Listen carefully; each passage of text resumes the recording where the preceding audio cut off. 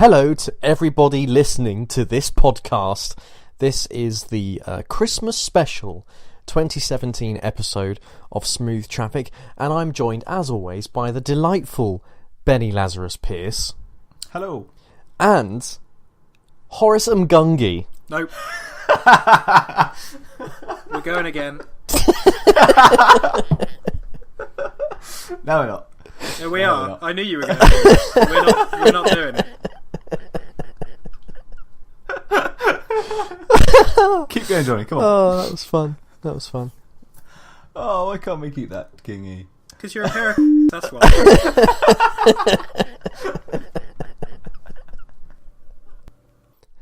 Hello everyone, welcome to the Christmas special 2017 of Smooth Traffic, the smoothest and slightly drunkest automotive podcast out there. Don't drink and drive. Anyway, on this episode we have got our review of the F1 World Championship season. I'm going to talk a little bit more about my travels because I haven't really explained much about that yet. Of course, we're drinking because this episode is the Dutch special, and I have prepared a 20-question Dutch quiz for the cheerful Robert King and Benny Pierce to attempt to answer. And I think that's it. Is that everything in this episode? There's a few things you've missed, to be fair. What? But it'll be a nice surprise for the listeners. And probably for you, John. I love surprises, especially Christmas surprises. Anyway, let's get drinking. So, if you listened to the last episode, and I bloody well hope you did because we put a lot of effort into that, what are you doing? You'd have heard me scaling a mountain downwards in the Alps because I got myself into a bit of a pickle. Why was I in Europe in the first place is probably what you're wondering. Well, I took my little Abarth 695 Yamaha all the way from Devon, where I live, to Italy, Verona, because I went to go and visit some car museums. So, I visited Maranello, naturally, to visit the Museo di Ferrari, have a little look around, look at some Ferraris, get keys out my pocket, scratch some cars just for a laugh, you know, having a good time, being a lad on the tour, just having a good time in Italy. And I also went along to a small private collection on a farm, which I didn't know existed until sort of the last minute. And I also went to Monza, which is a giant open-air museum that occasionally hosts the Italian Grand Prix. So all of these three articles are going to be coming out on influx.co.uk over the next month and a bit, I think. So yeah, we'll tweet you when they're out and stuff. But I thought I would just have a little chat with you on our small, delightful little podcast about the type of things that I saw when I did over there. First off, small private collection on a farm. So, typed in where... How did you find out about that at all? I can't remember. But anyway. You lost and you were asking for directions and he said, do you want to come look at my cars? No. He wouldn't ask for directions, Ben. He'd just tell his sat-nav where to take him. Yeah. And then it would take him down the wrong road. Yeah. Yeah, whereas King would stop and open up a giant fucking tent of maps and walk around it like a giant 3D globe in his library. And I'd arrive where I need to be at a reasonable time, rather than getting stuck up a mountain like an absolute moron. Anyway, let's stay focused. Forgetting all about that. So, you arrive on this giant cheese farm. As far as I know, it's a cheese farm. They've got cheese in the fields growing. And you drive in, and at the back of this cheese farm, there is a big posh barn with shiny doors. And you walk up to it, and the shiny doors open, you know, like on Star Trek, where it just goes... And inside is the most incredible collection of Maseratis, motorcycles, and old sort of Grand Prix cars and stuff in there, and it completely blows your mind because you're thinking, what on earth is all of this doing on a cheese farm where the cheese is literally there, growing in the field just a few feet away from these incredible old machines? And it is a great place to visit. There is really, really cool stuff in there, and I don't want to spoil it too much because I want to wait for the pictures to come out on the article and stuff so you can see it. But the Maserati is kind of the theme of the museum, and it is a very, very small private collection, but it is a mighty private collection. There's a very, very special Grand Prix car in there as well, which I will share with you in the article. Not going to spoil it now. I'm plugging my work. Go and fucking read it when it's out. Tell me that I'm brilliant, please, because every now and then we need that. All of us, we all do. And share it. Tell everyone. Tell your friends. Tell your mum. Tell your dog. That is, it was worth reading. So I left the farm. Actually, before I left the farm, I went to speak to an Italian farmer who spoke perfect English, but didn't tell me he spoke perfect English because he was a. So I went up to him and I said, I just wanted you to know, like, I'm gonna write about your collection because it's really amazing and everything. And he just looked at me and didn't say anything, and I was like, okay, that's weird. And I was like, okay, so do you want me to take a card or anything, or do you want me to, like, speak to anyone else? And he just went, no. And I was like, okay, fine. What language were you speaking? I was speaking English. I started with Italian, and he was just being a cock, basically. But the museum is well worth going to, and it's really great. As is Monza. It's like going to a kind of church for speed, because everything there is like about as old as it can be in motorsport terms. The old paddock is still there. It's just a car park with some buildings in now for, I don't know, admin or something. Was this where you got to go on the track? Yeah. These huge bank corners. Yeah, the old bank corners are literally right next to the modern circuit because it's all in the same space still. The circuit has just kind of evolved over the decades. And I actually got taken around the track in a Opel van by the daughter of a guy who'd wrote a brilliant book on the circuit, and his surname is Mapelli, but I can't remember what his first name is, but I'll tweet a picture of it sometime. It's a Did you buy the book? No, because they didn't have any copies there that I could buy at the time. But there was one on display, and I spent a few minutes looking through it. It's a really, really good book, all about the history of the circuit. And even on the day when his daughter was born, he left the hospital to make sure he got back in time to watch the race that was on that day as well, much to the annoyance of the mother. So, yeah, don't do that, kids. And don't drink and drive. But that was a really great experience, being on the old banking and stuff, and imagining all the old Grand Prix cars flying around there, doing like 1 billion miles per hour, struggling to stay on the track, and people just getting killed everywhere. It was because that's what it was like back then. Just you death. Get quite morbid when you've had a few drinks, don't you? It's just. Didn't you get petrol from Monza as well? I tried to get petrol from Monza. And in the articles, I'm going to say that I got petrol from Monza because it sounds better. And it was true in a way, but the petrol station was broken there. So what I actually got was a picture of my car at the petrol station in Monza. And then I had to potter down the road on fumes to get filled up by some very enthusiastic guys in racing jackets at a small petrol station who were amazed by my car, which was really nice. Nice guys. And what did I do after that? Oh, after Monza, that was the same day that I nearly got killed. But obviously when I was there early on, I went to the Museo di Ferrari as well, which is like a giant fucking chocolate box of all the nicest cars ever in a posh building. And it's amazing. There's like Nigel Mansell's Formula 1 car, there's like an F40, there's all the classic Ferraris, all of them, every single one. There's the LaFerraris there. You can see how the cars have been made, like from the old ones where you had to, shape the metal, to the modern ones with the carbon fibre bullshit and all that kind of thing. There's like a Lego Formula 1 car there. There's Kimi Räikkönen's car. There's a billion F1 trophies and stuff. Sounds awesome. Oh, it really, really was. And if you like Ferrari, or if you just like cars, it's a brilliant, brilliant place to visit. It's well worth it. And the town of Maranello itself is basically just a Ferrari town. Everything is red. There's prancing horses everywhere. You can hire supercars everywhere. And there's about 1.5 billion petrol stations in the space of about 3 meters squared. Because obviously there's a lot of thirsty cars there.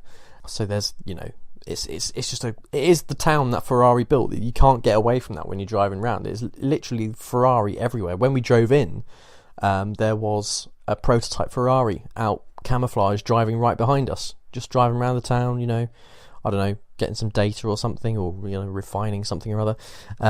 It's just a giant Ferrari town. It is just like the whole town is the factory, really. So it's very, very special to be there, and it definitely feels like a special place, where all of these great things have happened, and the museum is so close to the factory as well. It's like a stone's throw away from the factory, so you're kind of on the site where all of this stuff happened as well. So it's such a great history, that brand, and everybody knows how special Ferrari is.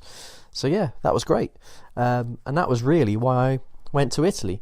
And I also had some wonderful coffee out there. I know I've already talked about the Cafe Ginseng, which I was absolutely off my tits on, but the quality of food in Europe and drink, not only is it cheaper, but it's not made of plastics and preservatives like most of our food. It's so tasty and such good value, and it just, when I came home I was sad, and I had to eat bread and cheese consistently for about a week because I was still getting over it.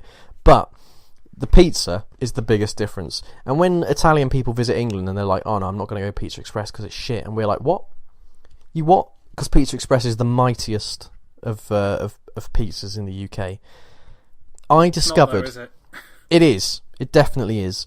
In comparison to real pizza, it's not though, is it? No. I went to a place called Pizzeria Trattoria Tramonti. And Tramonti is a chap from Naples who moved to Verona to build his beautiful pizza restaurant, basically. And it is the best pizza I've ever had. It was incredible. The difference is unbelievable. Quality of the bread, the cheese, the sauce. It's just otherworldly. And I had a pizza with gorgonzola on, which I'd never had before, and that was delightful as well. So the biggest thing I miss about Italy is the pizza. So I can understand the Italians who live in the UK now and have to put up with the type of dross that you get from Pizza Express. Well, that's harsh. Pizza Hut, Domino's, they're another level lower than Pizza Express, which I think is a comfortable place to be. And that's why you should support your local Italian restaurants. No, because not even they do it quite right. It's just not the same. So did you not think that the that Neapolitan pizza that we had in Bath was better than the usual stuff you get over here? Yeah, I think probably it was actually. I'll have to try it again sometime now that I've had proper Italian pizza. But smooth traffic top tip: try out your local Italian restaurant. Yes, try out your local Italian restaurant, and if you ever get the chance to have arancine, do it. I want to know how we always start talking about cars and then end up ranting about food and then making food suggestions at the end of it. We should be running a food blog instead, shouldn't we? Really? Yeah, we ought to, yeah. I reckon King could be one of the hairy bikers. Thanks. Because they're, that it would suit him, wouldn't it? I mean, we'd have to sort of, feather and tar him, to make it look, like a hairy biker. But I reckon he could be a good sort of hairy biker. He's got that kind of personality to be a hairy biker, isn't he? Kind of I think jolly, hungry. I don't understand why I have to be tarred and feathered. Well, because they're hairy, aren't they? And you're as smooth as a cue ball. On his head, yeah. I was going to say, on my head. Yeah, but that's all. The rest of my body, I'm the hairiest member of Smooth Traffic. We've not got to a position where we've compared this, by the way. We're going to take this word for it. No, we haven't. We definitely haven't. You say that, Ben, but the number of photos from your wedding where John's got nothing on apart from his underwear, that was very annoying. Disturbing. Who gets dressed from the on the top half? Who takes all of their clothes off before starting to get dressed? Just standing there in a shirt and tie. De-robes. Put some damn trousers on, man. What I want to know is why your photographer was taking pictures of me doing that. Because he was paid a lot of money to take photos of us, and unfortunately you're wasting his time by being naked all the time. Yeah, because it's not like he kept those photos, he let you have those as well. I don't know, I reckon he kept them. It's not a criticism of him, it's a criticism of you, John. Well, you got to get dressed somehow. That's just the way I, get dressed. Everything off, everything on. Everything off. I'm like a light bulb. Top down. Yeah. You can't turn a light bulb half on, and I can't get dressed half a body at a time. It depends if you've got dimmer switches.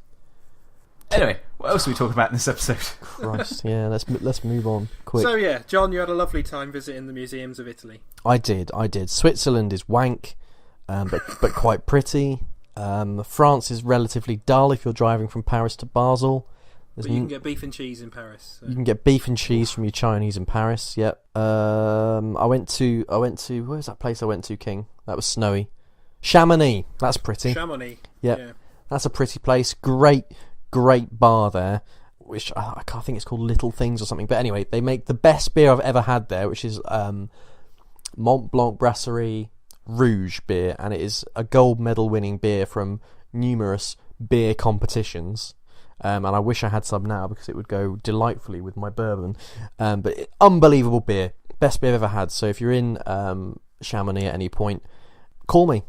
Text me. Say, yo, Jonny, where can I get that rad, sick, red beer from? And I will then look into my photo album and tell you exactly what the place was called, because I can't remember off the top of my head. I think it was called Little Things. It might not be called Little Things. And if anyone tweets Jonny and says, yo, Jonny, then he'll probably block you instantly. Yeah, there is that. I wish I blocked you at the start of the last episode, King. What did you say at the start of the last episode? What did I say at the start of the last episode? Correctamundo or something? Or Oh, yeah. That's right. something like that, anyway. I Christ. wish I'd blocked you when I met you, John. Harsh. But fair. Anyway, let's wrap this segment up because I need to get another drink. Yeah, me too. My tequila's warm, so I need something to add to it. Oh, I might have to have a shit soon. So, as promised in our last episode, we're going to have a quick review of the last F1 season, 2017, when Lewis Hamilton once again won the world title, which we definitely predicted on here. Yeah, we did. You know, we know it all. And we've been back and reviewed the episode that we did as a preview for this season. Yep. Maybe. And it turns out that all of our predictions were absolutely spot on. Every single one. You couldn't write it.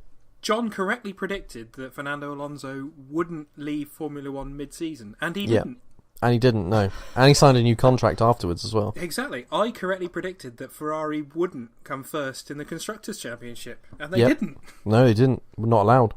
Exactly. And I think, John, did you predict that Brendan Hartley was going to make the switch to Formula One? Yeah, I called that. Mid-season? I looked at Brendan before the season started, when he was driving whatever it was he was driving before, Le Mans prototypes or something, and I just said, bloody hell, he could be a Formula One driver by Christmas. And what do you know? He's a Formula One driver, and it's not Christmas yet, so I reckon I deserve some sort of award for that. I think we both do, John, for our brilliant predictions. Yeah. And obviously, if anyone wants to go back and check episode 28, we will be removing it from the hosting site shortly, so unlucky. Yeah, we were up definitely yours. right. Well, steady.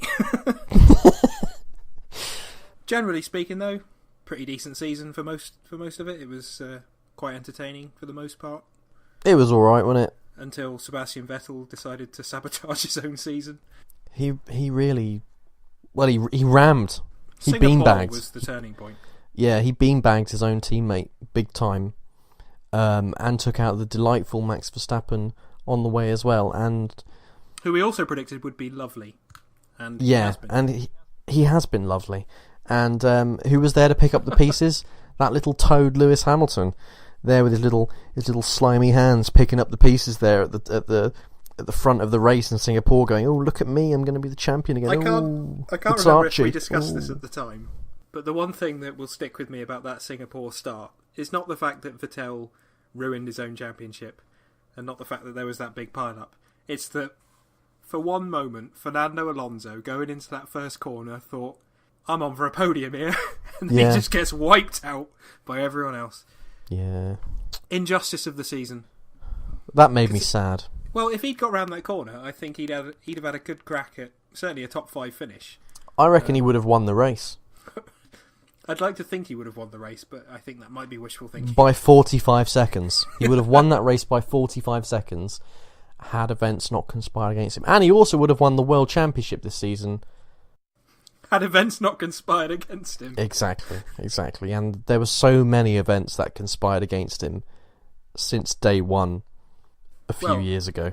I know that in the last episode we said that obviously Twitter user MattB88 had given us a lot of feedback from episode 36. Yeah. And we said that we'd touch on his F1 comments this episode. In all honesty, Matt, obviously we've had a few drinks and we can't really find your comments again. It's Ben's fault. The one thing I do remember is that you ranked the current flock of Formula One drivers and you put Alonso at the top. So, as far as we're concerned, top job. We're all on the same page. We will always be your friend. Go Formula One. Go Matt. If you just said that you were going to reference that, I could have had a look whilst I was busy ignoring you a minute ago.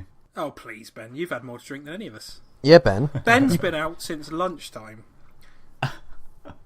In his Christmas suit. He had his Christmas party today, so he was in his Christmas suit, going out, drinking, eating. Rubbing himself up against the other bankers. Probably went to a strip club, because that's what they do. Yeah, took a load of cocaine. I mean, I wasn't going to say that, John, but... Basically, you know, whatever. If you've ever seen that documentary, Wolf Ben's of Wall not Street, denying any of this.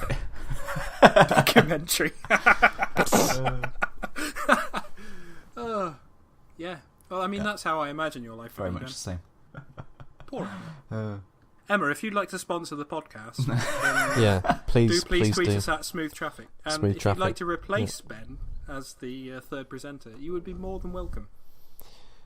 Yeah, I'd go along with that as well. Ben's outstayed his welcome.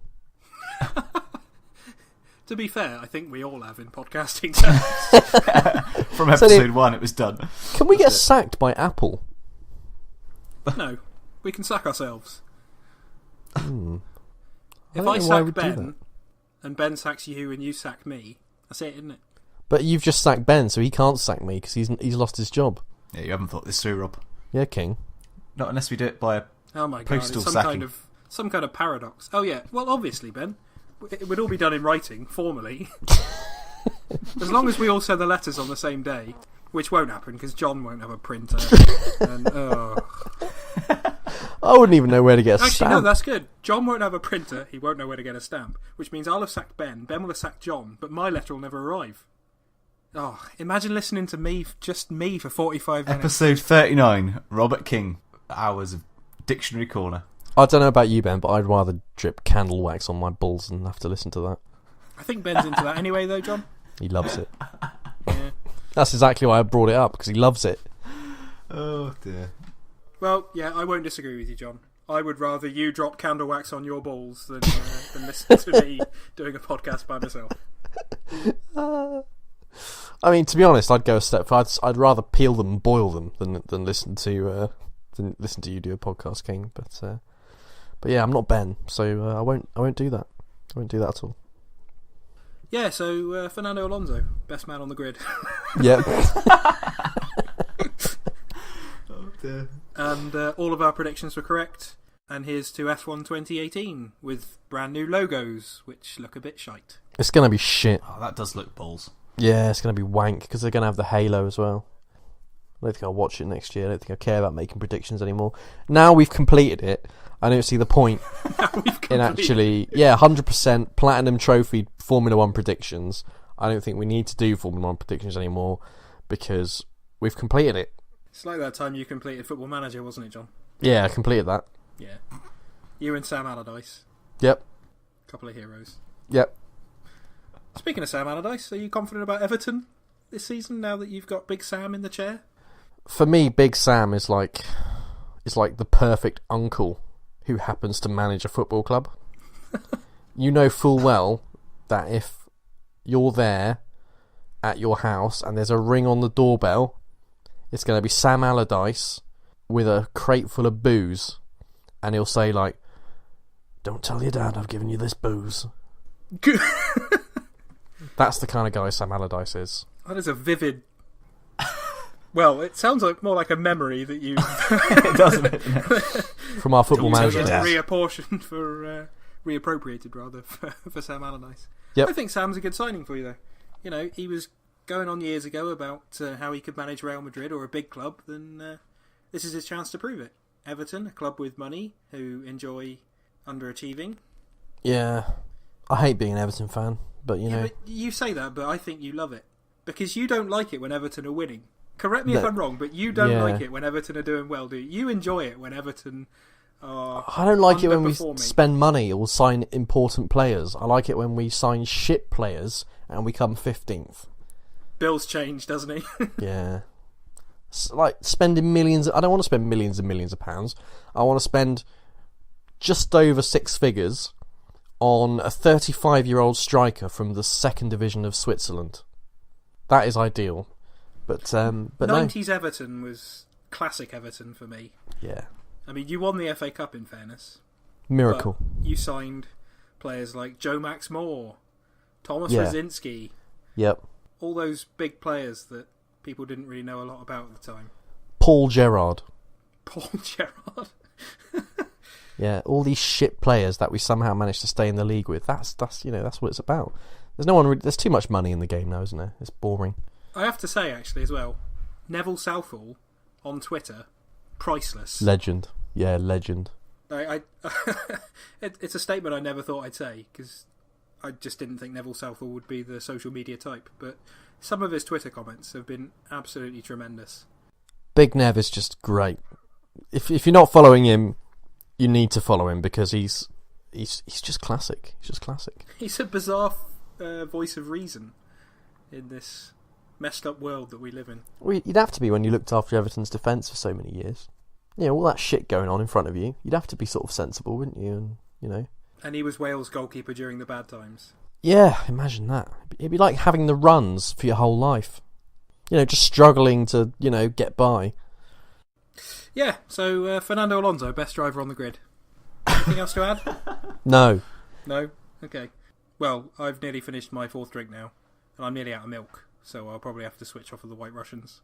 I thought you were on chocolate milkshake. Yeah, he's got Nesquik. He's going from Nesquik and he's going to up it to a smoothie. So, smooth traffic is never particularly organised, and sometimes when we try and be organised, like record what we've talked about in the past, we still forget about finishing off segments. And something we forgot about a few months ago was the Superhero World Cup that Mr. King worked averagely hard to organise. Oh, yeah! So, have we got a semi-final or a final or something to do? We've got semi-finals and we've got a final to do. King's got a spreadsheet he's got to open now. We literally have one listener who actually might care about this, so we probably should to finish it off. And thank you, Kit Pierce, for listening. So... we've got Barry Gibb. That wasn't who I was thinking of, actually. Maybe we've got two. Oh, my Christ. So we've got 4 semi-finalists left. There is Batman from The Dark Knight Rises. There is the T-1000, or Liquid Metal Man, from Terminator 2. Gandalf. There is Gandalf from Lord of the Rings. And there's Darth Vader from The Empire Strikes Back. And in episode 33-ish, maybe, when we last did this, John asked for a draw for the semi-finals. So I'll just briefly draw some names out of a hat. And we've got Darth Vader. Do you have a hat? No, I'm using a random number generator on Google, but, You're not. You're actually doing a random number generator for 4. Gandalf. Gandalf. Gandalf. Yes. And that leaves... Gandalf. Batman versus the T-1000. So, let's get started. Darth Vader, Gandalf. Jonny, argument, go. Darth Vader has a lot of problems. He... Respiratory. He can't breathe properly. And as we all know in this World Cup, asthma devices are banned. So this isn't cycling. To stop, he's wearing a performance-enhancing helmet. To stop people like Chris Froome and Darth Vader. Is he Darth Froome? Yeah, ruining the Tour de Superhero Showdown. Gandalf is a mighty 412 years of age, and he has no health issues. He is the healthiest man in Middle-earth. Well. Amazing beard. Darth Vader has no legs, no arms, breathing problems, a stupid suit that is designed to restrict him. He gets headaches all the time. Gandalf just has to look at him, and Gandalf will just knock him over. And, what's he going to do? He's not going to get up, is he? He's Darth Vader's fucked, isn't he? I will concede your point that Gandalf is the healthiest elderly wizard in Middle-earth. It's not elderly. But I don't think Darth Vader's health problems are really up for debate here. He's got a mechanical suit, so... Plus he can use the Force. But the suit is designed to restrict him, isn't it?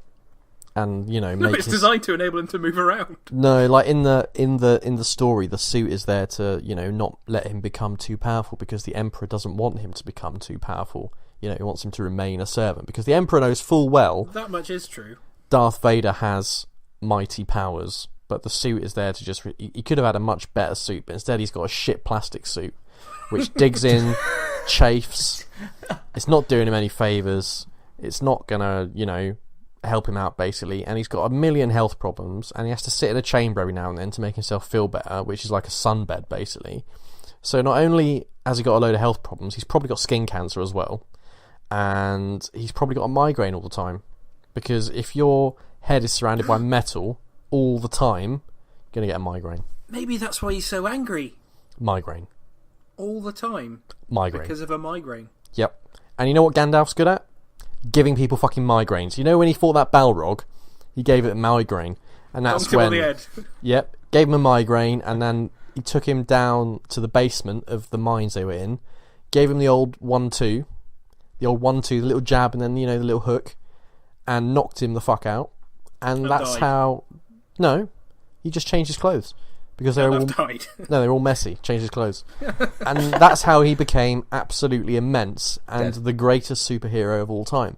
So Right. Darth Vader dies from Gandalf giving him an asthma attack, and Gandalf goes on to win the Tour de Superhero Showdown, Right. where he defeats Chris Froome 5-4 on penalties. Right. Ben? I suppose both of these characters have fallen to their death, but only one of them has actually come out of it alive, so... Ooh! I did On not that expect basis. that response. That's not a bad shout. But if it was just a general It's fight, just a then Vader's one-off got fight. Gandalf. It. Yeah, Vader's got it easily. Fuck off, has he got of- it easily, Bit Ben? of force So, choke, so no problem. You've been drinking. exactly. Vader's going to pick Gandalf up by the throat from afar. Chuck him in a ravine, not a problem. Yeah, and then he'll come back as Gandalf the brown trousered or something. Yeah. So And he'll just pick Rubbish. force choke him into a cliff again. yeah, probably. Easy.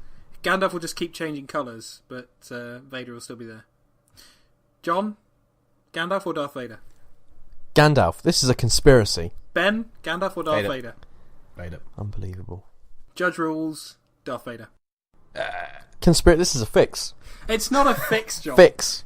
It's not a Gandalf. fix. Gandalf. I'm not disputing Gandalf. Gandalf as a character. I'm just Gandalf. saying that in a fight, a Gandalf. one-on-one fight between Gandalf and Darth Vader, Gandalf. Vader will win. Gandalf has a stick. Vader has a lightsaber. A lightsaber. Yeah, but Vader's not even human anymore. He's just some shit computer with a few dodgy limbs attached to him. He's wank. Yeah, wait, one of the Bang other average. competitors is a bloody Bang average. metal robot, a melty robot man. Bang average. Gandalf. Semi-final 2. Gandalf. Chris Nolan's Batman from Dark Knight Rises versus the T-1000 from Terminator 2. John, I'm sure you have some thoughts on this. Yeah, well, I don't think Batman's all that, to be honest. I think he's a bit of a tosser, and I don't like him. I think he's overrated. I think he's just a fat, rich who's got too much money and too much time on his hands. And, one day, Batman's going to fall down the stairs and break his neck. But if the Terminator falls down the stairs, doesn't matter, does it? Because he's made of liquid metal. Yeah, it's just going to be a puddle at the bottom. He's just going to reform, do his thing, get back up and carry on. So Batman is a wanker, and the T-1000 is just a great, great shiny robot. And sometimes shiny robots are the solution. To be honest, Batman shouldn't have even got this far in the competition. He is a fat human who probably should just, fuck off, really. I mean, I've got to say, I don't disagree with the outcome of this. I would agree that the T-1000 would probably just edge this one, but I don't think I'd be quite so disparaging of Batman. Batman is bang average. Oh, you know what my favourite whiskey sound is, King? You know what I'm saying, Ben? That is the best sound, isn't it? But this is dark. How is that relevant to Batman? Yeah, this is Batman at the end of the Chris Nolan trilogy, when he's come through so much, and stop making that noise, John. It's not helpful. Bane's broken him, but he's come back stronger to save Gotham. He's a more rounded human being, as well as having a kick-ass suit. And but that's the problem, isn't it, King? He's a fucking human being, and that means one day he's going to fall down the stairs and break his neck, and it's not a thing you can do about it. And you know what? I'll be glad when that day comes because I hate Batman. So, yeah. Pretty sure you backed him in the last round against the Predator, but nope. Anyway. No one goes back and listens to old episode. No one cares about the old episodes. I'm always right. That's what we've decided, and it's going to stay You're always that right, way. except about Gandalf. So, John, fuck off. Batman or the T-1000? Gandalf or the T-1000? Batman or the T-1000? Gandalf. Ben? Yeah, I have to say T-1000's got an edge yet, I think. Unfortunately. T-1000. Not for any of the reasons Jonny said. Well, what are your reasons then, Ben? Yeah, you ain't got none, have you? Bottled your reasons. He's a liquid metal man. Batman could throw his little and things at him and it's just going to go straight through. unless Batman can somehow drag him to a foundry and drop him in a vat of molten metal, he's stuffed, isn't he? Yeah, So, and the thing you've got to remember about Batman is that He's he fat. always takes a while to realise what someone's weakness is before he actually deals with it. Yeah. Whereas the T-1000, well, he'd probably just get it done. Getting it done, as O.C. Umanura would say. Getting it done! Yeah, so T-1000. So, big final time just to get this squared away so we don't have to remember it in future episodes. Special teams! That's Jason Bell. It's Darth Vader versus the T-1000 from Terminator 2. Discuss. Ben, you first. Does the T-1000 have any weaponry? See, no, it doesn't really matter because he only had human weaponry, like just general guns and such, didn't he? So Yeah, but he was made of liquid metal, so he himself was a weapon. If you think about how he obviously just formed his, well, what were arms into sharp points and stab people. Yeah. So I think that as Vader can stop anyone from distance with the Force and hold them there, Gandalf can do that. he could certainly create an easy stalemate because Matey Boy shooting bullets at him, Vader will just stop him. Come at him, it will just stop him. Bit like what Force Gandalf choke's would have not done to gonna do Vader. much. Just stop him. Just be like, you know what, Darth, fuck off.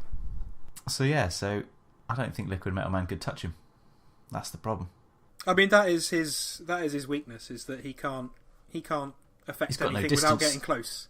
Yeah, Yeah. he has to be up close melee combat. He can't. He doesn't have the range that Vader does.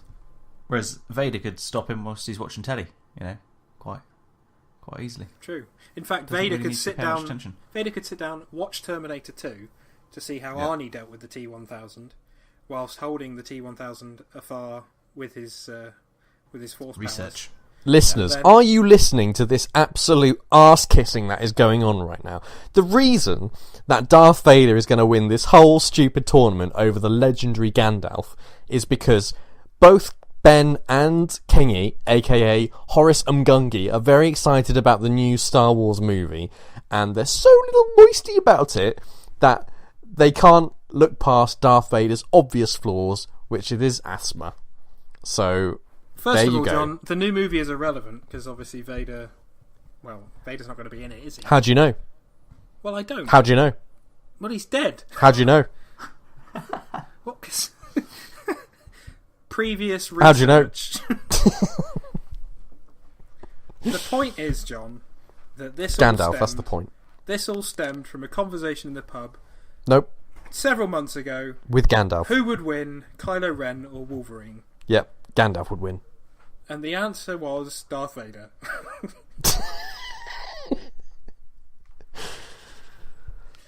So there we have it. Darth Vader is the winner of our movie character, hero, villain, World Cup type thing. If you're a I don't have a fanboy catchy name for. like Ben and Rob, being A fanboys, fanboy? Says the man who's Fanboys. just spent the whole segment, fanboys, previous segment, just going Banging it. fanboying over Star Wars, Gandalf, fanboys. Gandalf, Whereas Gandalf, I can obviously see that Gandalf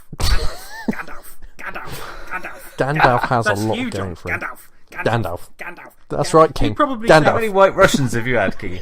Well, 4. You'd probably say that Frodo would beat Darth Vader at this stage. No, that's ridiculous. Frodo wouldn't beat Darth course Vader. it's He'd humiliate him. He'd humiliate him, pull his trousers down. Yeah, if you disagree with anything that John said, please do tweet him at the Jonny Edge. If you disagree with anything that Ben and I have said, please do tweet John at the Jonny Edge. And if you don't feel that Darth Vader should have won our tournament, then I don't know. We don't care. Maybe listen to Make your own tournament and you can make the rules. May I recommend listening to not the special edition, which is a movie-based podcast, which will be far more informative than we've been. Gandalf. You can take Gandalf and you can shove him up your... Continuing from the sensational success of my Dictionary Corner last episode, John and Ben felt that they should give me a jingle. So I will be doing more words in the next few minutes. But beforehand, we want you to listen to the jingles that John and Ben came up with. Now, it's fair to say that their first attempt and John's appalling impression of Arnold Schwarzenegger... It's not an impression, I paid him to do that. ...was not quite what I was looking for. Robert King's Dictionary Corner. Words. So I had them go back to the drawing board. And what Ben came up with next was otherworldly, but still not what I was looking for. King's Dictionary Corner. Let's rock. So I explained this to Ben once again, and he came back with an extended version of John's appalling Arnold Schwarzenegger impressions. It's not an impression. We got him on. I actually know him. He's my friend. Robert King's Dictionary Corner. Word. Oh my god, his intestines have come out. Get to the corner. Thankfully, Ben being a reasonable human being and not letting John have any kind of input into the creation process meant that we came up with what I think is the best option for our jingle. The boring option. Kingy's Dictionary Corner! I love the etymology of words. You absolute gorm. So there we have it. And let's get started with this round of Kingy's Dictionary Corner! You don't need to do that when you've already got a jingle. I can do what I like. It's my segment, Ben. When was the last time you did a round of Model X files? Huh? Yeah, that's right. Like 2 years ago. Oh, that was a great show. I missed that. It was. It was the best thing Ben's done on this podcast. Anyway, in the last episode, there were 2 words that came up during the episode, which we felt could be expanded upon. Yeah, it was one of them. No, it wasn't. We covered that with Burke, if you remember. Spat my cognac over my keyboard. Thanks for that. There are first world problems, then there are Ben Lazarus Pierce problems. It's the most middle class thing that's ever been said on this podcast. Oh, I spat my cognac all over my keyboard. Oh no! We have to withdraw £1,000 again now. Oh no! Let me just wipe it up with my £1,000. Anyway, so the first word from the last episode was the word numpty, which is a favourite of Ben Lazarus Pierce. And so numpty, as I'm sure most people are aware, is a term of, I was going to say term of endearment, but that's not correct at all. It's a term for a stupid person. And Ben uses it quite regularly for both John and I, which is quite offensive. However, the word is actually of Scottish origin, apparently, and is a slight alteration to the word numbskull. Really? Apparently, the ending has been remodelled on the pattern of Humpty Dumpty. Now, whether that's intended to say Humpty Numpty or Numpty Dumpty, I don't know. Do your research properly next time, will you? Well, I mean, it's all a bit sketchy because it seems that it's quite a recent word. It's very much an 80s word by the sound of it. But yeah, anyway, there was it's like Time Team, isn't it? There was a poll. There was a poll carried out in 2007 to find out Scotland's favourite word, and the word that came out on top was numpty. How does it sound in its native tongue, King? Well, I think numpty is fairly standard across the board, but apparently they do occasionally employ it as numpty noo. That was half an impression. Yeah, I know. Try I didn't really. I mean, I've got an article on the Guardian website about the word numpty, and they use the phrase "heed the ball, you useless numpties." That was a terrible Scottish impression. Heed the ball, heed the ball, heed the ball, you useless numpties. I know you didn't mean to forget your gym kit, Hamish, but you'll look a right numpty in your vest and pants, and no mistake. He's been practicing that one, hasn't he? Actually, that's the first time I've read it aloud. I didn't even plan to read this aloud. And I've probably offended a lot of people now. Up yours, Hamish, wherever you are. Scotland. Judging by our download numbers, we've definitely got a few Scottish listeners, so we're sorry about that. No, we're not. That, according to The Guardian, that is the way of gently remonstrating with a small child in Scotland. I thought you were just allowed to kick children in Scotland. No. I don't know what to say.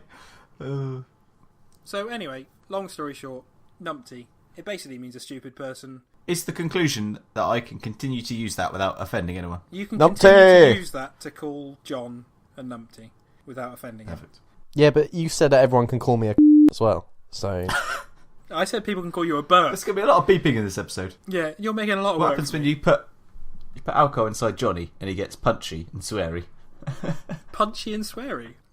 I've never seen John get punchy and sweary. I've seen John get sweary and punched, but I've not seen him get punchy and sweary. Punchy in a verbal sense. He gets much more aggressive. Verbally punchy. Okay. Yeah. So yeah, it's a mild term of abuse, and therefore, Ben, you can continue to use it. The trouble is, if it's only a mild form of abuse, then I kind of need to find something a bit more Yeah, more potent. aggressive. Well, let's move on to the other word that came up last episode, and that is the word pleb, which John was surprised to learn Another favourite. originates from ancient Rome, and it is a popular word from Ben Lazarus Pierce once again. So, when you spend some time talking to Mr. Jonny Edge, you do need quite a lot of different words. Use the word plethora, Ben. I was going to, and I thought, I'm not sure I can get my tongue around it. I'll use it for you. When you're talking about John, you need a plethora of inappropriate words to describe it. Plebera. No, not a plebera. Plethora. A what? Yeah, John's more plebera than I am. This is where you say it 14 times, and if you cut it nicely for us, then it sounds like we got it right first time. Plethora. Pleb. How much time do you think I've got? Pleb. So anyway, getting back to the word pleb. Yeah. Nowadays it is a derogatory term for anyone who is considered an ordinary person, such as coming from the lower social classes.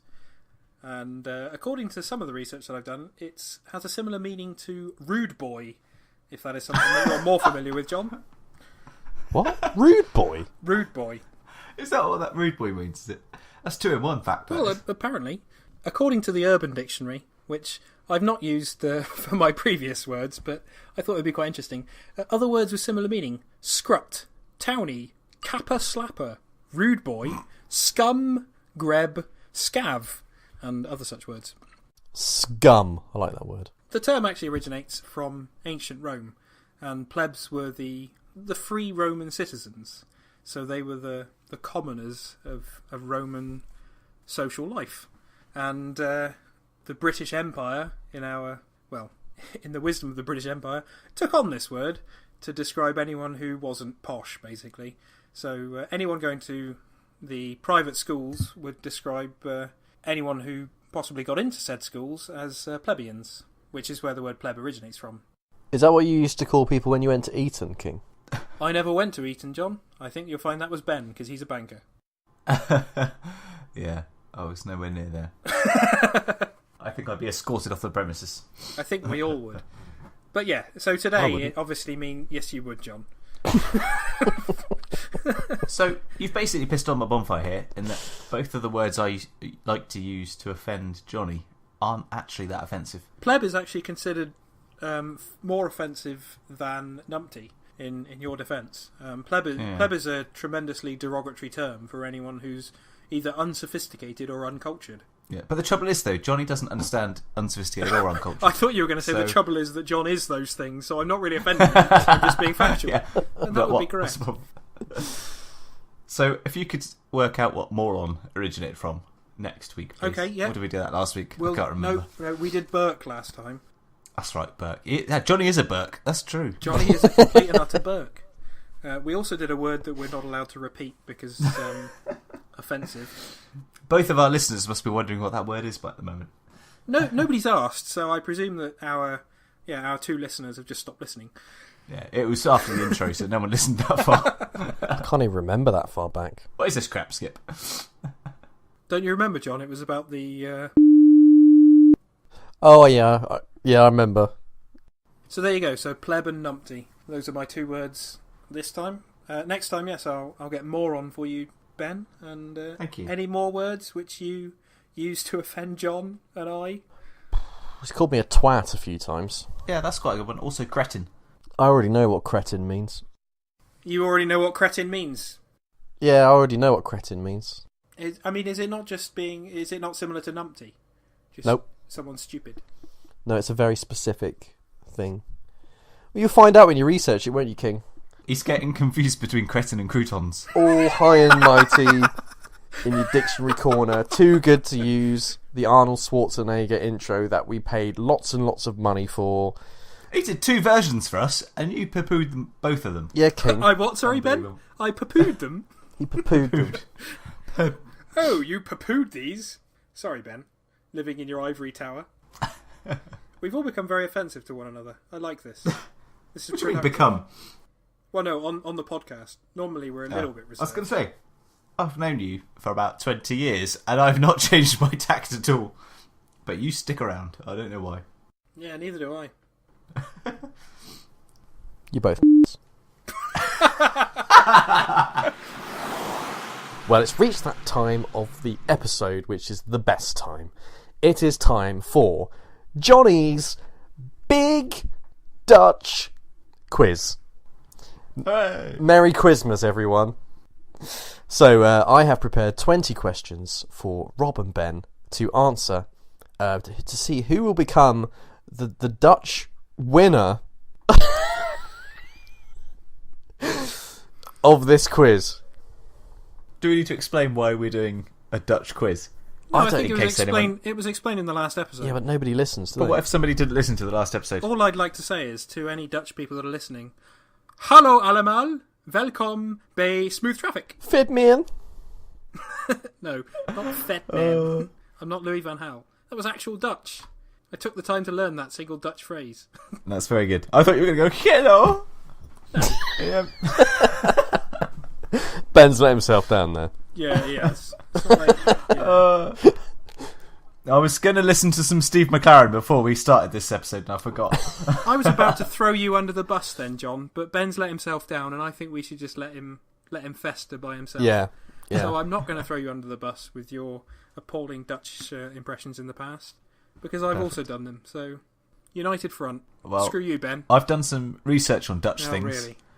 and I do know what a Dutch oven is now. So if that comes up in the quiz, I am sorted. It's a big cooking pot, isn't it? Google it. Apparently it's thick-walled, a bit like Ben's skull. Right. Question 1. What did the Dutch build at the bottom of a lake? Is there any context to this question, or is that it? That's it.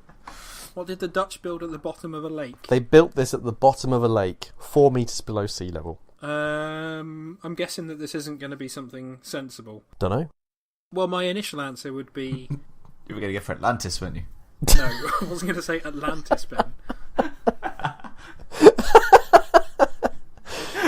Oh, Ben, you can have a bonus point for that. That was hilarious. Oh, fuck off. Hey! There you go. 1-0 King. Put that in your pipe. He probably has a pipe as well. He probably does. Sitting there in his wingback recording. I don't have a pipe. Smoking's bad. Jolly good.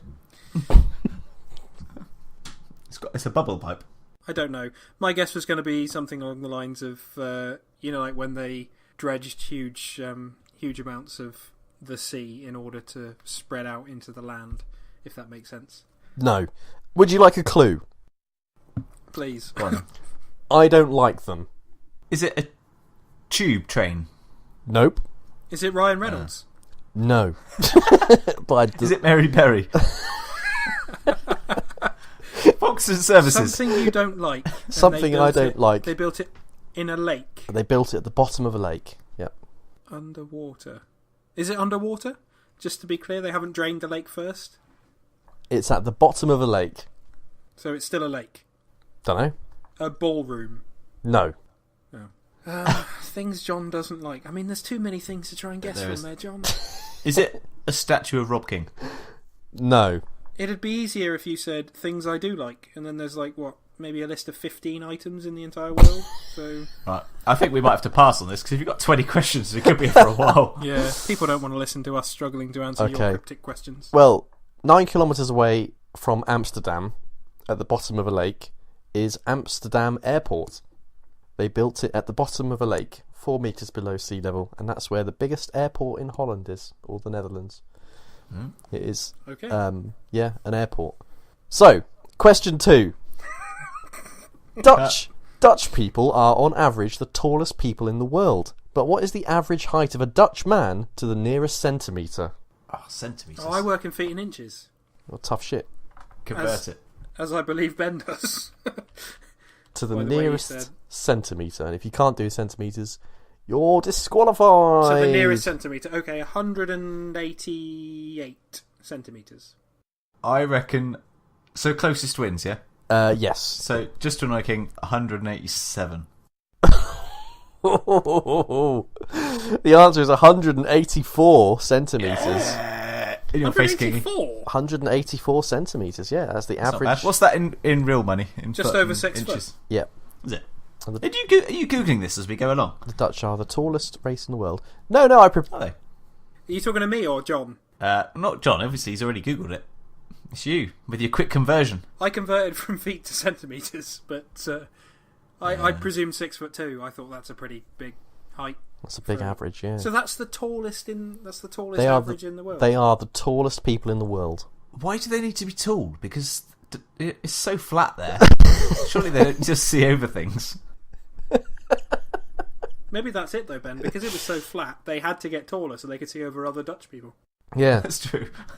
apparently it's to do with their DNA and dairy products. Question 3. The Netherlands has the oldest national anthem and the oldest tricolour flag in the world. So, to the nearest year, what year were they first introduced? And they were introduced in different years, 4 years apart. So the anthem and the flag in separate years? Yes, there's 2 points available for question 3. Christ. Oldest national anthem in the world and oldest tricolour flag in the world. History, this is your bag, King. King bursting a blood vessel to try and answer this question. He's trying to type as quietly as possible. I'm fighting the urge to type because I really want to. But for the current Dutch flag, okay, it's got to be William Orange time then, hasn't it? So 1580, something like that. King has said 1580 for... Is that the flag? Yeah. So King says 1580 for the flag. Ben? I'm going to go 1579. Okie doke. And for the song? Flag. The song and the flag are only 4 years apart. 4 years apart? Oh. Yeah. Ben, I think you should guess first. Okay. Well, I'm going to go 4 below what I just said. Whatever that was. You said 1579. What did you say? 79. Alright then. 1575. So I'm going to go 1574. Okie dokie. So, that final answers? Yeah. Okay, so the flag was 1572.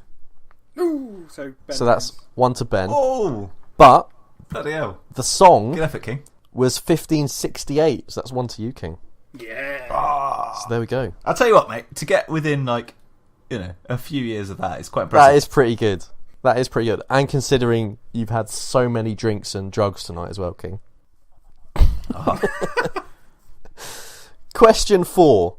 Oh, Yeah. Christ, is it only 4? New York City has a connection to the Netherlands, but Yep. why? It used to be called New Amsterdam. It did used to be called New Amsterdam. 1 to you, King. Hold on. Can I answer this one? No. He didn't buzz. Okay, good Don't work. be mean. Is that 2-2? I've got one. No, it's 3-2 to you at the moment, Ben. How is it 3-2? Question 5. Nobody got the first one. Which Yeah, spirit that's true. was invented in the Netherlands? Oh, gin. Gin! It is! It's gin! I know my alcohol. Good work, Ben. It was called Geneva, and it was sold as a medicine in the 16th century. It's one of the few spirits that I'm not a big fan of, to be fair. Oh, I don't like gin. I like It's a gin. bit dry. I'm not a big fan of dry spirits. Anyway, in case you wanted... in case any of our listeners wanted to... No one gives a fuck. Don't make it gin. Speaking of the 16th century, question 6 is, why was the 16th century in Netherlands a revolutionary period for vegetables? A revolutionary period for vegetables? It was a revolutionary period for vegetables. Are we talking about... What was the 16th century? The 16th century. I was about to go down a controversial route and I'm not going to bother. I'm going to leave that where it is. Was that when Rob King was born? You know what, Ben? Fuck off. Is it because that's when they drained all the marshy, wet lands so they could, I don't know, grow vegetables? No, it wasn't. Ben, any ideas? I literally have no idea. Oh no, hold on, no, let me have a guess. Did they discover carrots? You know what? That's the question. You are about vegetables. You are so close to the truth. It is unreal. So, in the 16th century, orange-coloured carrots appeared in the Netherlands. Are you kidding me? Before that, carrots were white, yellow, black, purple, or red. And orange carrots were bred carefully using varieties in honour of the House of Orange, who led the Dutch revolt against Spain and later became the Dutch royal family, boys. Are you kidding me? William of Orange. Yep. Who I mentioned earlier. So all the carrots we eat now are... Can I get half a point for that? I give him a point for that. Give him a full point. I'm going to give you a full point for that, because that was a hell of a shout. No, respect for that, Ben. Well done, Ben. Considering all I could remember from the question was the word vegetable. So yeah, in a way, orange carrots were discovered. Yeah, there. that's the thing. I was going to say, did you guess that because of the orange and the Dutch link or not? It's like the only vegetable I can think of, to be honest, mate. I'm struggling. I've overthought it, thinking, oh yeah, they've drained all the land, so they could probably plant vegetables. No. Yeah. All right. No. I just thought, think of a vegetable. Right. This one, someone's going to have to buzz in quick, because it's a really easy one. Oh, Christ. Number 7, there's 2 points up for grabs here. The Netherlands has 2 capital cities. What are they? Amsterdam. Yes. He hasn't buzzed. Amsterdam. Buzz. That's me buzzing. I would like to say the lovely city of Amsterdam, which is the capital of the Netherlands. No, I've already got that. And also The Hague, which is the capital of the European Union, kind of. That must be one each. No, The Hague is where the criminal court is. I didn't hear him buzz for The Hague. The Hague. Oh, no, I buzzed. Fuck you, Ben. You like bickering children. Now I know how Chris Tarrant feels. Alright, let's put it this way. My guess is The Hague, because Ben's already claimed Amsterdam. Is correct. And that's, is that one each? That's because, it's one each. The Hague is the seat of government in the Netherlands, and it was also the first capital of the country when it was made capital in 1584. Oh, okay. Isn't that great, boys? So it's got nothing to do with the fact that that's where they try war criminals in Europe? No. Okay. So, question 8. What's the score so far? The score so far is 6-3 to you, Ben. Oh, King, you are losing. Question 8. How many windmills are there in the Netherlands? Is lots a good enough answer, or do you need to be quite specific? Well, you need to give a number, Don't really, let him Ben. have lots. That's just offensive. Lots. Feel free to have a guess, Ben. I don't want to, because you'll just go one either side of it to annoy me. Well, that's all you do to me, so... I reckon 1,000... No, 3,000. Ooh. It's got to be bloody loads of them, haven't there? I don't think it's that many. 1,500. Well, the correct answer is 1,180. Oh, really? So, well done, King. That is another point there. 6-4. Question 9 is worth 10 points. 10 points. Why? 10 points.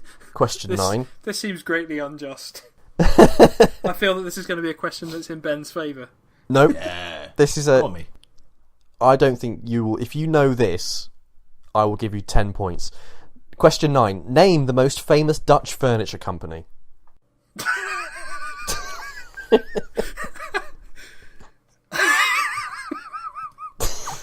That's why it's worth 10 points.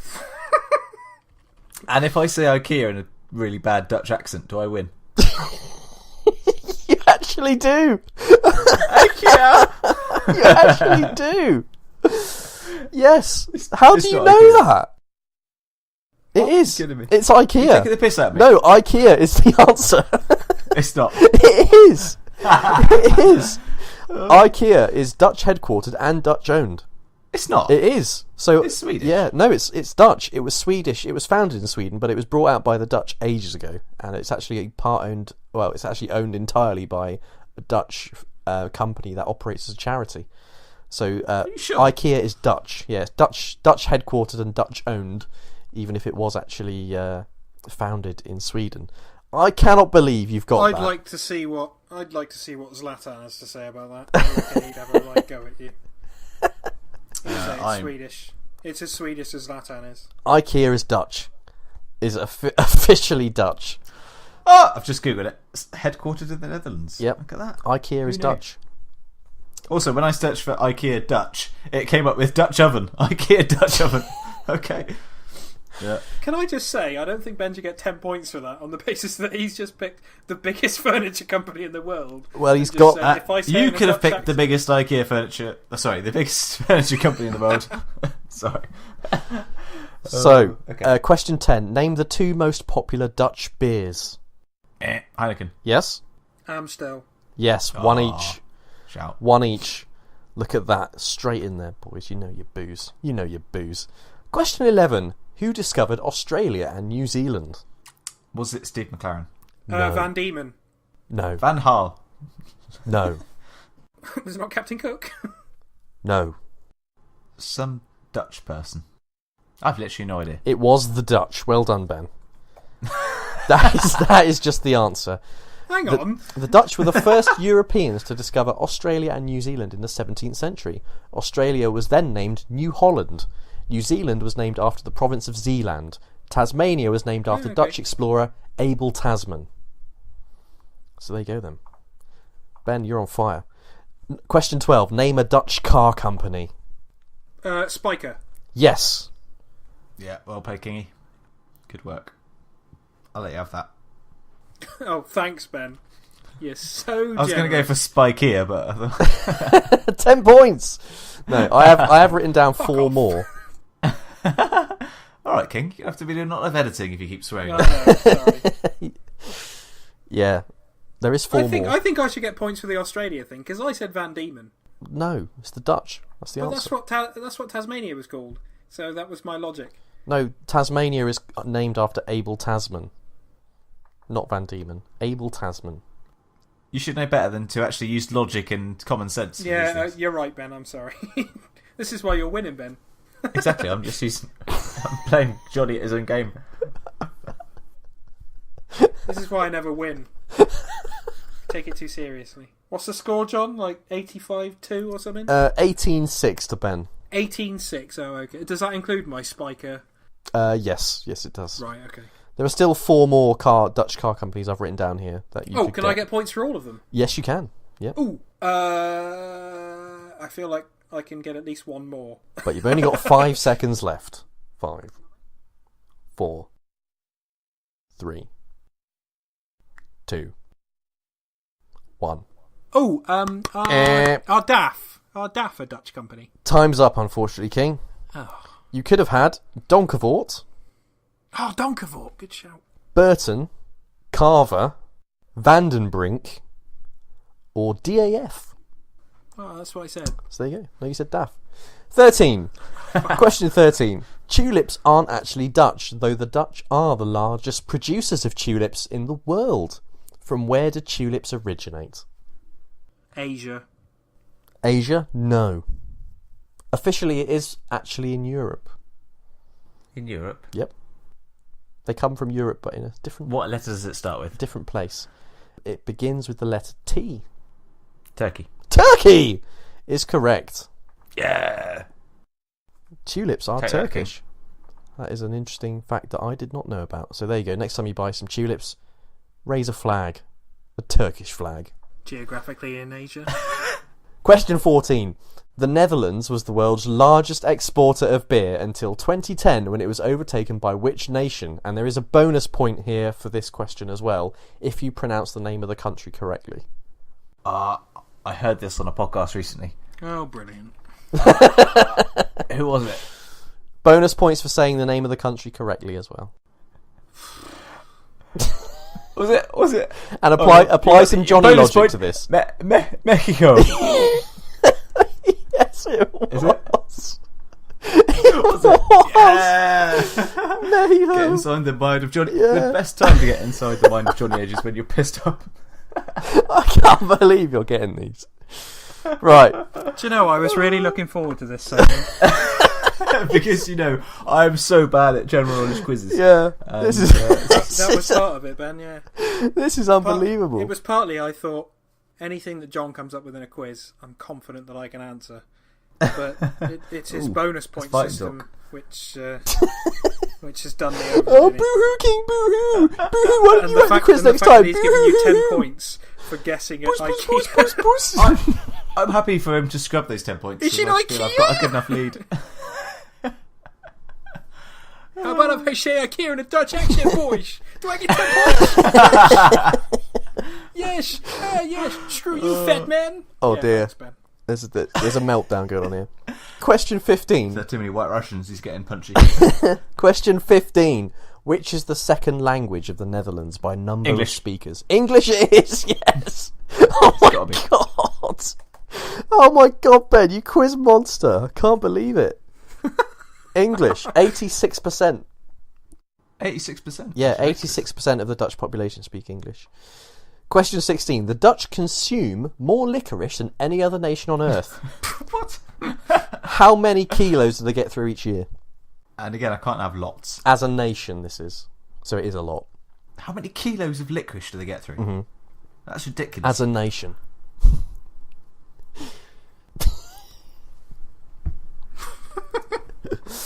Any guesses?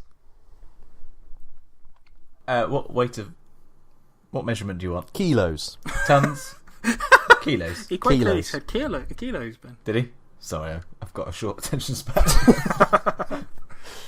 Yet you are absolutely monstering this quiz, Ben, despite your... I'm currently drinking tequila from a hip flask and it's warm, so it's very distracting. Despite your state. Yeah, any guesses? No. Eight figures. 8 figures. Yep. I don't know. 80 million kilos. 80 million kilos. What's that, Ben? 79,999,999, is it? Nah, I'm going less. That's a lot. It's not that big a country. 40 million. 40 million. Well, the correct answer is 32 million kilograms. So, Ben, Both high. it's incredible again. That's still a fire. shit ton. That is a lot of licorice, yeah. And licorice makes you Street shit. spaces. You wiped the floor with me on that, so I'm enjoying this for a change. Okay, I've got to say a Dutch word now, so prepare yourselves, boys! Question 17. Rokjesdag is the day that ushers in the start of spring. What does it involve? Sorry, could you repeat that? In Dutch, Well, preferably, yeah. Just the word, the name of it. What was it? Rokjesdag. Sorry? Rokjesdag. Could you spell that for me? R-O-K... Oh, sorry, I couldn't hear the "ro" at the start. J-E-S. Kierstag. D-A-G.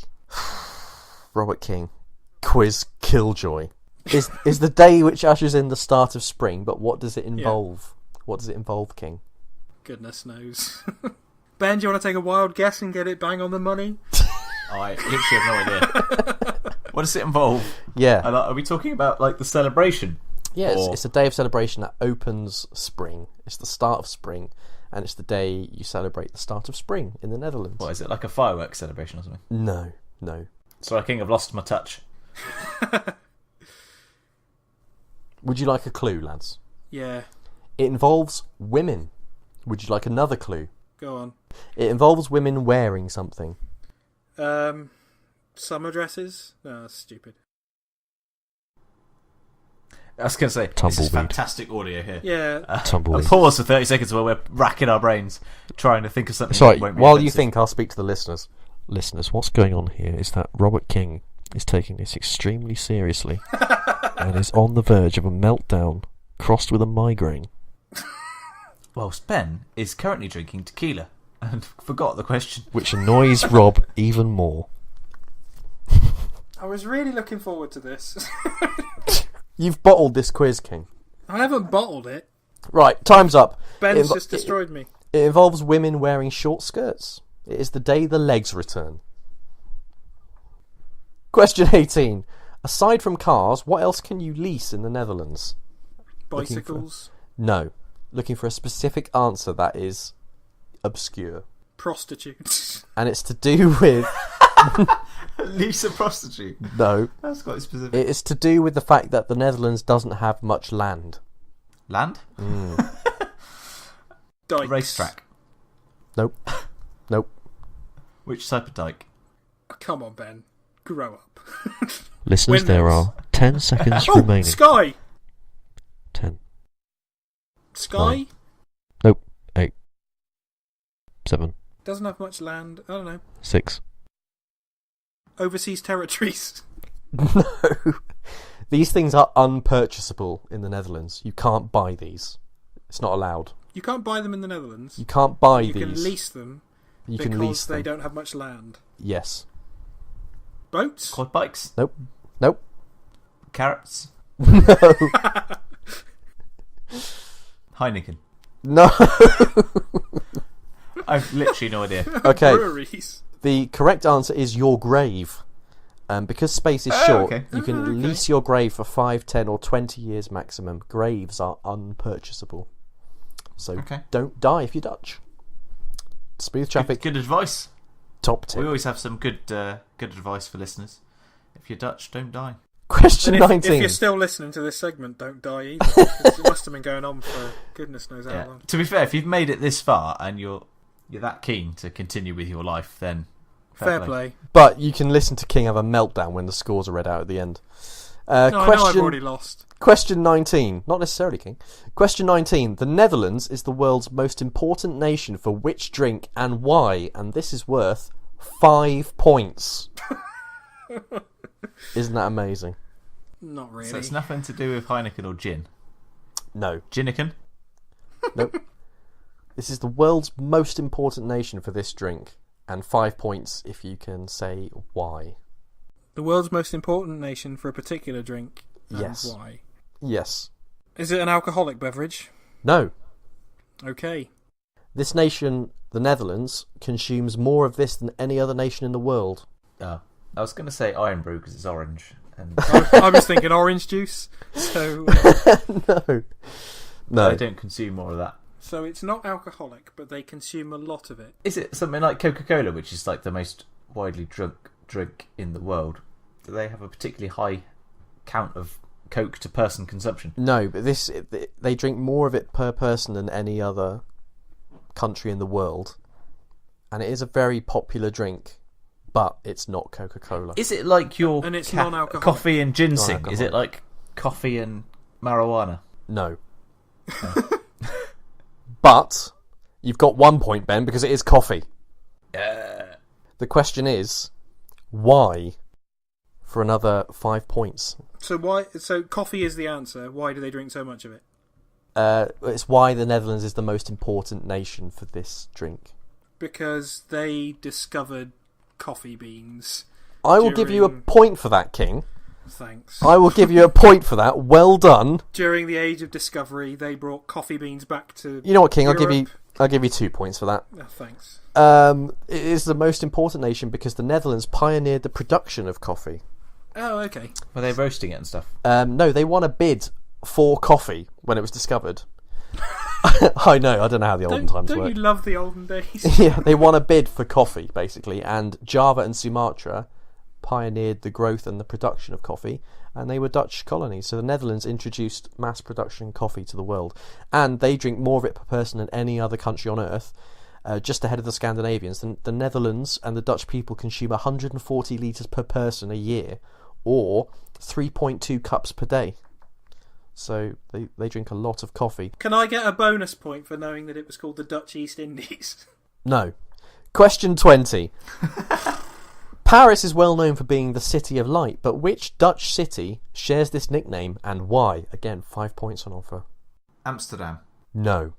The Hague. No. Oh. I'm done. There aren't that many left. It's either Rotterdam or Eindhoven. Eindhoven. Eindhoven, yes, King. I got a point. 1 point. And there's another 5 points available if you can say why it's called the City of Light. Is it because of Philips? It is because of Philips, King! It's because the electronics giant Philips started there with their light bulb products. Why did that not twig initially? Yeah, because that's PSV Eindhoven, isn't it? Exactly. So, Does the P in PSV Eindhoven stand for Philips? yes, Philips Sport Voetbal or something like that, I think. Something like that. Anyway, the final score is Ben 24, Rob 14. But Ben said he didn't want his 10 points from the IKEA thing, so there's a draw. Do you still want... because I got at least 1 point from that. No, So there you go. John said he had a tiebreaker, though. I want to know what the tiebreaker is. I do have a tiebreaker. We can play it for just the fun of it if you want. Yeah, okay. Ben, well done. You've won that deservedly.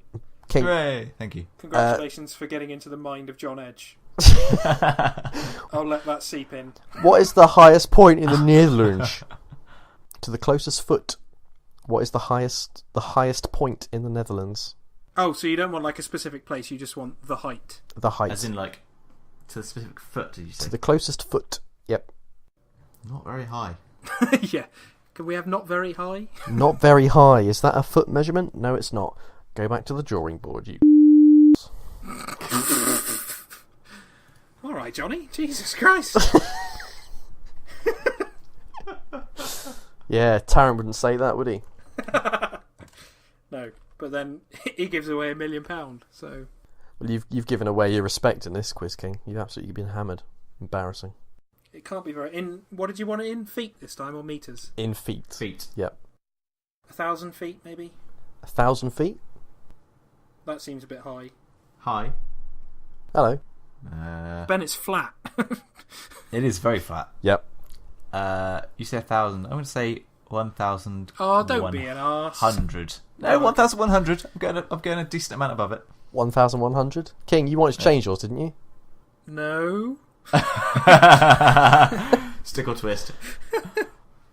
No, I'm Well, I don't know. So what did Ben say? 1,100? Yeah. You said 1,000 was a bit high. 1,099. just to cover my bases. You can't do that. Ben, do you want 1,000 was too high. to change your answer? Yeah, 1,098. If you're doing that. 1,097. What's your final answer, King? 1,050. 1,051. Split the difference. 1,060. Alright. Is that your final answer? Yeah. So, Ben, you've gone for 1,051. Yeah, thanks to King. And King, you're 1,060? Oh, I don't... Yeah. Yeah. Okay, okay. Just on the basis that Ben's had such tremendous insight into this game. I'm not going to say luck. It's a tremendous insight into this game. And since he's going higher than me, I'm going to go higher than him. 1,060. Okay, the correct answer is 1,053 feet. So Ben was only 2 feet out. Oh, you should have stuck where you were, King. Well, no, because you'd still have won, Ben. And luckily That's for you, true, Ben, yeah, that is worth 1,051 points as well. Unbelievable. So, in total, Ben, the final score is Rob 14, Ben 1,074 points. So Well done, congratulations, winner. Ben. You are the Christmas Smooth Traffic quiz winner, all about the Netherlands, and you have proven yourself to be the most Dutch. Thanks for joining in Johnny's Christmas quiz. Join us next year. Merry Quizmas. Well, that is the end of Smooth Traffic for 2017, and although we've been real pillocks in this episode, we'd just like to thank you for staying tuned throughout the whole year and doing the subscribey thing and the likey thing, and for just getting involved with the podcast. We've got cool things coming up in 2018, and thanks for listening. Thanks for staying put. Thanks for putting up with Ben's incredibly boring statements about various pieces of technology, King's emotional responses to quizzes, and my appalling and often insulting everything. We would like to wish you a Merry Christmas, and a happy new year, and we'll see you in 2018 when there'll be a little bit less booze in our systems. And we're going to start off the year off with a bang in the ultimate style. Yeah, so stay tuned. You're going to love it. You're going to fucking love it. Merry Christmas, everyone. Oh, and Merry Christmas. Yeah, Merry Christmas and a Happy New Year. Do me a favour. Pull a cracker. And also feel free to like and subscribe to us through your various podcasting platforms. Merry Christmas, everyone. Merry Christmas. I've never heard anyone so depressed sounding when saying Merry Christmas. It's because we've had to listen to you, Ben. Yeah, Ben. Alright, let's try again, John. Merry Christmas, everyone, and a Happy New Year! Merry Christmas, America! God bless your souls! Bye!